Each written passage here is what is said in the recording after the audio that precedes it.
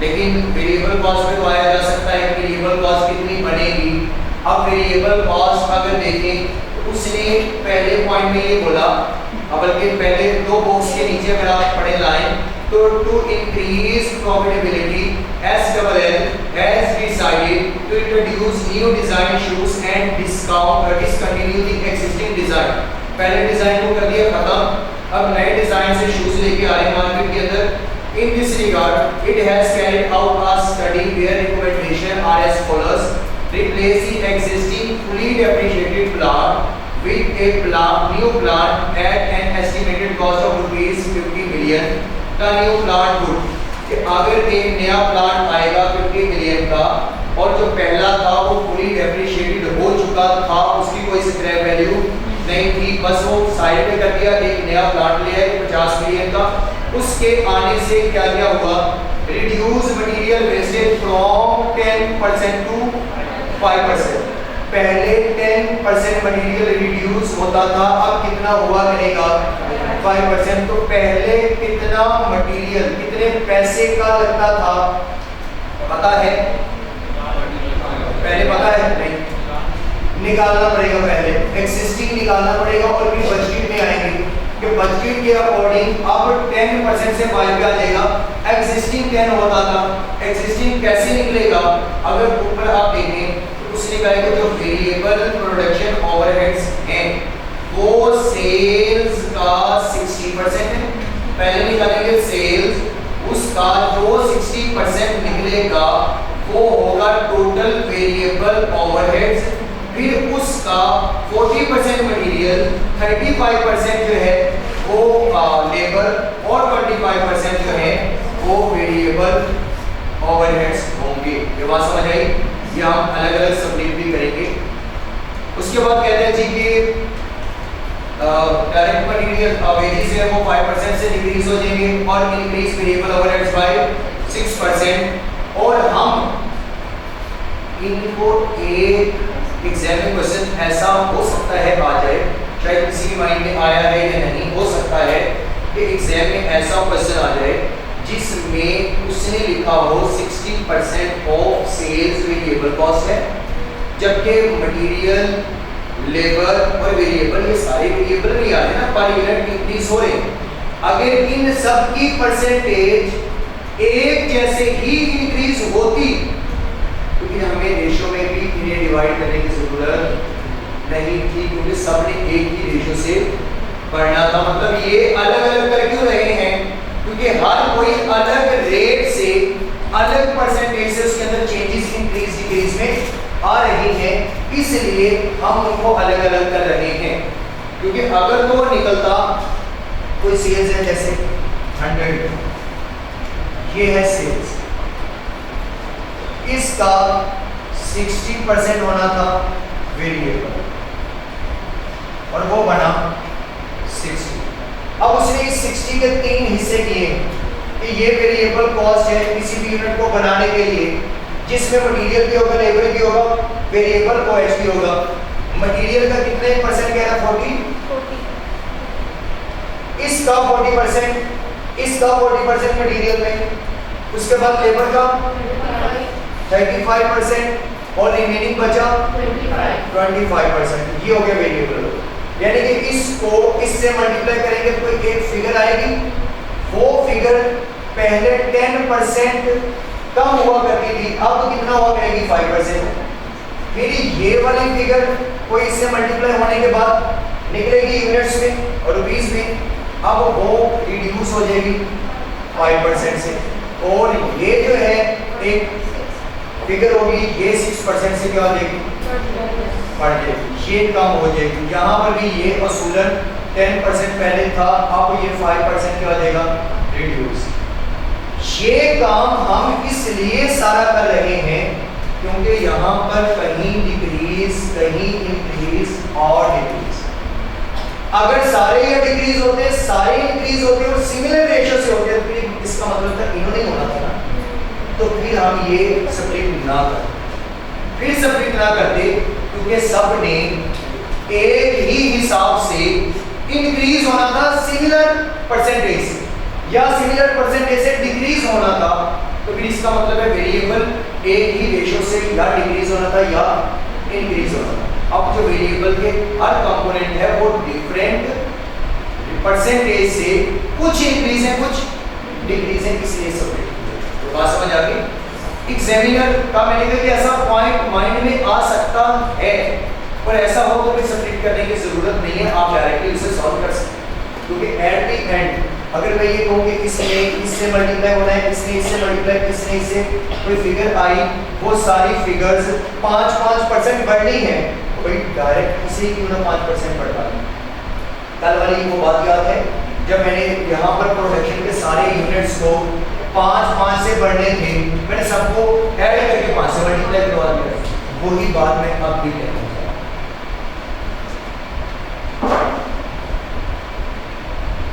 अगर सर के ऊपर से गई है तो जाए, मैं तो करता हूँ ऐसे ही। अगर एग्जामिनर ने अब तक नहीं सोचा तो आप खुद सोचिएगा ना, आप लोगों ने सोचा वो तो मैं ऐसे बात कर रहा था तो माइंड में आ गया कि ऐसा भी हो सकता है। हम बात कर रहे थे कि मतलब वेरिएबल आ जाएगा और अलग अलग होंगे, फिर इसके बाद एफिशिएंसी जो है वो स्टाफ की पहले से ज़्यादा हो जाएगी और हम उन्हें पे करेंगे अगर 1% कमीशन तो वो एफिशिएंट हो जाएंगे मार्केटिंग स्टाफ को, और एनुअल बोनस है ये तो फिक्स ही है, ये मिलना ही मिलना है, तो वो ये 1.5 वही तो ऐड किया जाता है। इसके बाद यदि न्यू डिज़ाइन आने से मार्केट में वेरिएबल सेलिंग एंड डिस्ट्रीब्यूशन और डिस्ट्रीब्यूटिंग कॉस्ट भी 2% से बढ़ जाएगी। उसके बाद है न्यू मतलब सेल प्राइस भी 10% से ज़्यादा हो जाएगी, और जो मेंटेन करता है फिनिश गुड की इन्वेंट्री जो एंड में बचाएगा वो उन यूनिट्स के एक माह की सेल के बराबर होगा। जो क्लोजिंग स्टॉक होगा वो जो पूरे एक माह में सेल्स करता है उसके बराबर होगा। तो अब हम इसे वेरिएबल से स्टार्ट करते हैं। वेरिएबल में भी कहाँ से शुरू करेंगे? एग्जिस्टिंग सिचुएशन से, कि लास्ट ईयर में क्या था, फिर आगे की बची। तो लास्ट अब लास्ट ईयर में क्या सिचुएशन थी इसकी? सबसे पहले तो आप देखेंगे सेल्स प्राइस क्या थी, सेल्स प्राइस बताई हुई है ना लास्ट ईयर की। तो सेल्स प्राइस कितनी? 187.5 मिलियन। उसका 60% ओके सेल प्राइस ये कितने यूनिट्स की है? 6 to 500। ये मिलियन में आया तो ये 6 to 500 यूनिट्स का है। तो आपके पास यहाँ पर क्या आ जाएगा? Rupees per unit 3000। एक यूनिट की बेचने की कीमत सेल प्राइस है 3000। ये लास्ट ईयर। अब इस सेल प्राइस का वेरिएबल कॉस्ट इसमें भी अलग से निकालने की बजाय बेहतर ये कि आप क्या करते हैं, आप डायरेक्ट मटेरियल पे आए और आपको पता है कि सेल प्राइस कितनी है 3000। इसका 60% क्या है? वेरिएबल। और वेरिएबल का 60% में मटेरियल का कितना पड़ेगा? ये बात समझ आई जो मैंने ये काम किया। ये जो 1 by 1 आगे परसेंटेज लगने की वही है कि 3000 आपके पास क्या है सेल्स, उसका 60% वेरिएबल निकलाया। अब वेरिएबल का 40% डायरेक्ट मटेरियल। फिर आते हैं डायरेक्ट लेबर पे। लेबर 3000 सेल, इसका 60% और लेबर कितनी 35%। फिर आ जाएंगे वेरिएबल ओवरहेड्स पे। 3000 का 60% इंटू 25%। और ये वो वाले कि ये सारे अगर तो यहाँ तक देखें सेम है, यहाँ तक देखें तो सारे के सारे सेम है। अगर ये भी सेम रेशियोस होते ना तो फिर मैं सबको ही इकट्ठा करके कर सकता हूँ, लेकिन ये हमें अलग अलग ही इंक्रीज रेशियो के साथ हो जाएगा। कितना कितना आया आंसर? 720, 630, 450। ये क्या निकली है? कंट्रीब्यूशन अल्टीमेट निकली है ना। और हमें क्या चाहिए? कंट्रीब्यूशन ही चाहिए ना, लेकिन ये तो लास्ट ईयर की है। कंट्रीब्यूशन पर यूनिट कितनी निकली? 1200। अच्छा एक चीज तो आप छोड़िए, सैलरी का खर्चा अगर सेलिंग का खर्चा देखें तो वो भी तो है, कितने परसेंट है उसका? 15%। वेरिएबल कॉस्ट का सेल्स का 15%, तो वेरिएबल सेलिंग 3000 into 15%, क्योंकि इसमें कोई पोर्शन उसने रखा ही नहीं है, तो ये कितना बना? 450। अब निकला क्या निकला है? 750। बस ये है कंट्रीब्यूशन, ये निकली है कंट्रीब्यूशन पर यूनिट हमारे पास 750। इसको निकालें ना निकालें, इससे कोई हमें कर सकते, इससे कोई कर सकते, इससे नहीं, इससे ऊपर ये चीजें नहीं, क्योंकि इनमें इंक्रीज डिक्रीज है ना, इसका कोई लेना देने नहीं है। अब हम आएंगे बजट,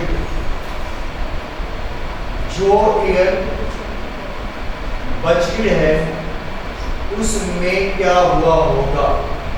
बजट ईयर में सेल्स पे क्या फर्क पड़ा? सेल प्राइस 10% पहले से ज्यादा होगी। सेकंड लास्ट लाइन देखें, second last point, sale price पहले से 10% क्या हो गई? हायर हो गई। तो अब यहां आ जाएंगे सेल प्राइस पहले थी 3000, अब 1.1, कितना बढ़ गया? 3300 ये रुपीस पर यूनिट, मतलब 1 यूनिट के बढ़ेगा। अब सेल प्राइस के बाद क्या आ गया? मटेरियल की कॉस्ट। अब मटेरियल की कॉस्ट में आएंगे तो लास्ट ईयर मटेरियल कितने का लगता था? 720 का, लेकिन तब ये 9-10% वेस्ट होता था। अब कितना होगा? तो पॉइंट, ये पहले था 720 into 0.9 डिवाइडेड बाय 0.9 करके देखिए। तो ऐसे क्वेश्चन में अगर आपको ये ना पता चले कि 0.95 से मल्टीप्लाई करना है, करके तो देखेंगे। अब पहले कितने लगते थे यूनिट्स? पहले मटेरियल आपको खरीदना पड़ता था 720, क्योंकि ज्यादा वेस्ट होते थे। अब पहले से कम वेस्ट होंगे तो कम ही खरीदेंगे ना। अब 720 की बजाय कितने खरीदेंगे? 682.1, ऐसे ही 682.1। ये बात किसी को समझ ना आई? अगर बढ़ते वेस्ट पहले से बढ़ता तो 5 से 10 पे जाता, तो एक चीज हो प्रोसेस कॉस्ट दोबारा रिकॉल करें कि जब लॉस होने के बाद हमें फाइनल यूनिट्स चाहिए या कोई फाइनल यूनिट्स या मटेरियल चाहिए, तो वो लॉस नेट करके हम मंगवाते थे, उतना एक्स्ट्रा मंगवाते थे। अगर हम ये कहें कि 5% लॉस हो जाएगा, 100 यूनिट्स के ऊपर 5% का लॉस होगा, आप 100 का 5% लेके उतने यूनिट्स एक्स्ट्रा मंगवाते थे कि आते हुए वो लॉस होने के बाद 100 हमारे पास बचे। ऐसे ही था ना। अब अगर पहले लॉस होता था 10% का, तो आपको उसके लिए यूनिट्स भी पहले से ज्यादा मंगवाने पड़ते थे ना, जो इनपुट दिया जाता था। अब लॉस पहले से कम होगा, आप कहेंगे शुक्र है कि अब लॉस कम होगा, तो आप पहले से यूनिट्स कम मंगवाएंगे। क्यों? क्योंकि आप उतने का लॉस नहीं होगा, तो वो टेबल यूनिट्स आ गए। अगर अब आपके अकॉर्डिंग आप इसे करें 720 डिवाइडेड बाय 0.9 मल्टीप्लाई बाय 0.95, कितना आया? 760। अब देखिए अब तो मटेरियल पहले से भी ज्यादा हो गया, तो क्या नए प्लांट के आने से मटेरियल कम लगेगा या ज्यादा लगेगा? कम लगेगा ना। तो यहीं से अंदाजा लगा लेना कि एग्जामिनर क्या कहना चाह रहा है, क्योंकि कंफ्यूजन तो इसी में है ना आप लोगों को कि 0.95 से मल्टीप्लाई करना या डिवाइड करना। भाई इतनी तो सेंस रखते हैं ना, इतनी तो सेंस रखते हैं। हम उनमें से तो नहीं जो जगह साफ करके बैठते हैं। हाँ, जो जगह साफ करके बैठते हैं वो कौन जानता?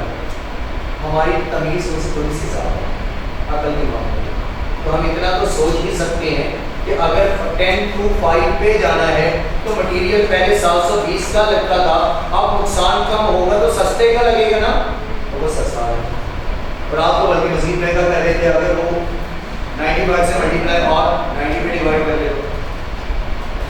अब लेबर कॉस्ट कितने से 5% डिक्रीज होगी ना, तो लेबर 5% डिक्रीज होगी। तो पहले लेबर ले रही थी 630 मल्टीप्लाई बाय 0.95 कितना आ गया 598।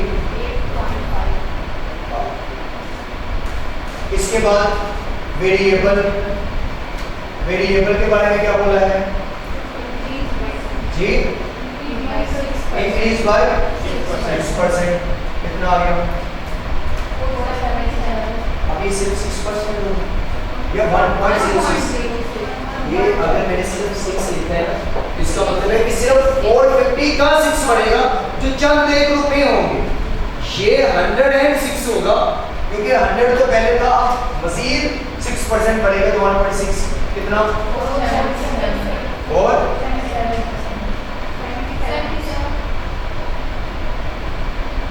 और कोई वेरिएबल सेलिंग के बारे में उसने कुछ बोला हो 2% इंक्रीज, तो वेरिएबल सेलिंग